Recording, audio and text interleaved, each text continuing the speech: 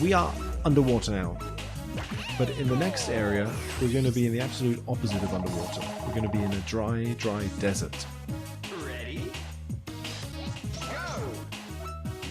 And in that desert, there are going to be oases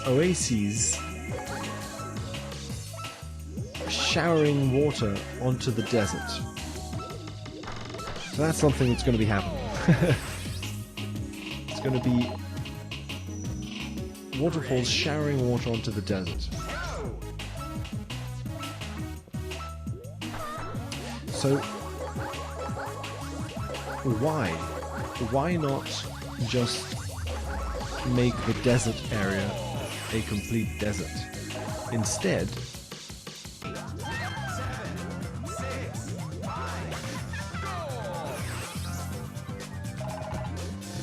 instead of being a pure desert, you are surrounded by little oases floating in the sky with waterfalls on them, thus keeping the theme of water alive, and that way keeping the theme of trees and vegetation alive. See, that's another thing that they're doing, because in the underwater level there are, if you can see them, vines growing everywhere. But these vines are climbing up into the sky, and in a way that wouldn't normally be possible. Like they have nowhere to hold on to. They're just sort of free floating in the middle of the ocean. Some incredible will to climb up is guiding them up. Right? So what's happening here is that initial theme that we saw in the jungle, where vines were climbing up the sky, is being maintained in a subtle way, right? First level has vines, not this one. Second area has still trees. The third area has palm trees.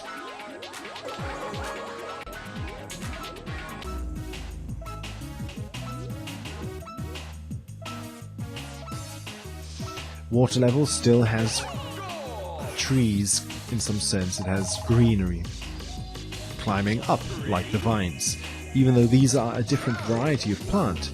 So they are symbolically taking on the role of the vines, so that the role of the vines never dies across the different stages, despite it metamorphizing into different types of tree. The tree climbs up and up and up, and so... Oops. No, don't.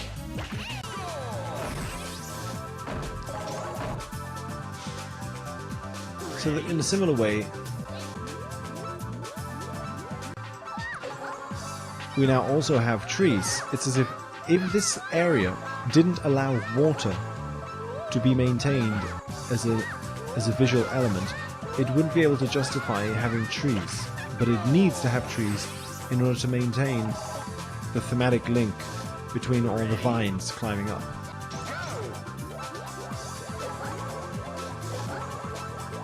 Next area also has water in it.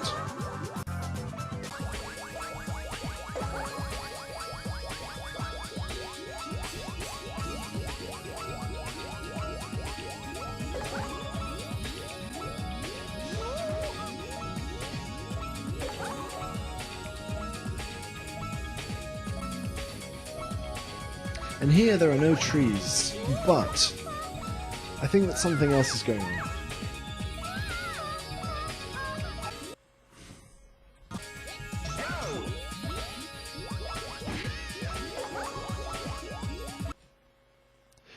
Is that each house is decorated by these like pillars flanking the entrance with like a star on top or something.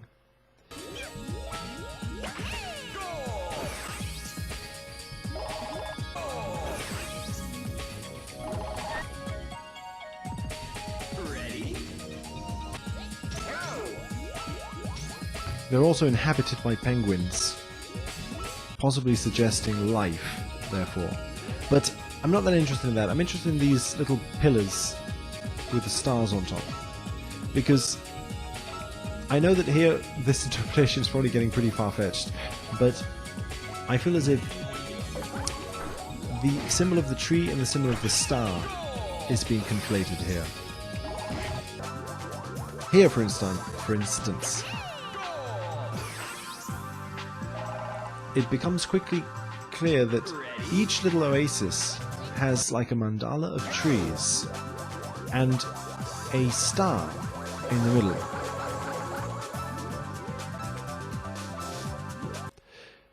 A star and a moon. So we already have... See, this is funny because this area is very similar to what Banana Island is going to become. So it almost seems as if the areas are slowly preparing us for Banana Island thematically. This is very similar to the type of architecture in Banana Island. And Banana Island is also going to offer us a conjunctio image of the passive, the moon, and the active, the sun, being in a state of union, in an alchemical union, at the center of the mandala, which is what we're going to see with Ai, Mimi, and Baby. So this is already showing that, and it's showing it surrounded by a mandala of trees. So the trees, the palm trees, and the star in the middle. This is not the only place in the game where I think they're being united in some way. In fact,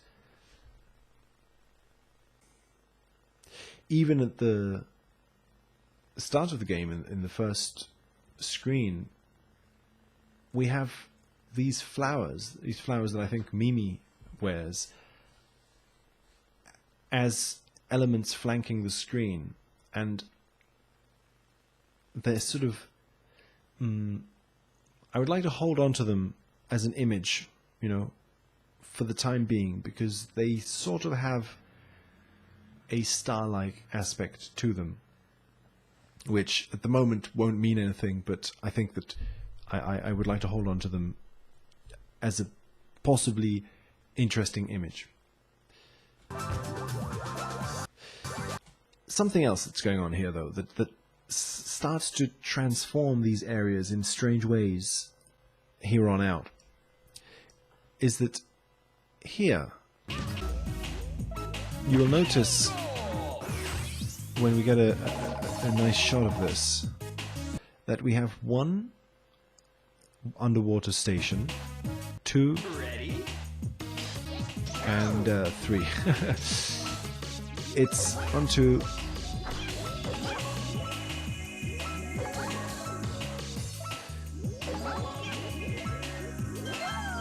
it's hard to tell here, but there are three of these stations. 1, 2, 3. Yeah, here we can see.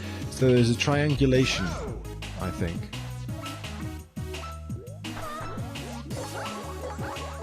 We are in the middle of a circle created by three floating objects. Three floating platforms.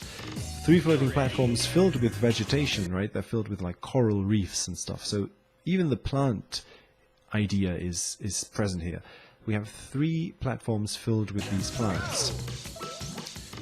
And this is the first time we've had this motif. In the previous areas, we weren't surrounded by specifically three objects. However, this theme gets completely replicated here, which makes it more interesting that the transition between water and sand is so dramatic, because, as I said, the transition between the first three areas is not that dramatic. It really does seem as if we're just climbing up through a linear space.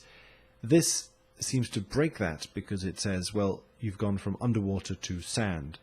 Now, unless you were to interpret that you've gone up from the water out into the beachy sand, then yeah, you could say that, but clearly it would have to retain some aspect of symbolism to this, because there is clearly not an ocean in sight here. This is pure desert. It represents pure barrenness, whereas the previous area was just pure the depths of the ocean. There wasn't a shore anywhere to be seen.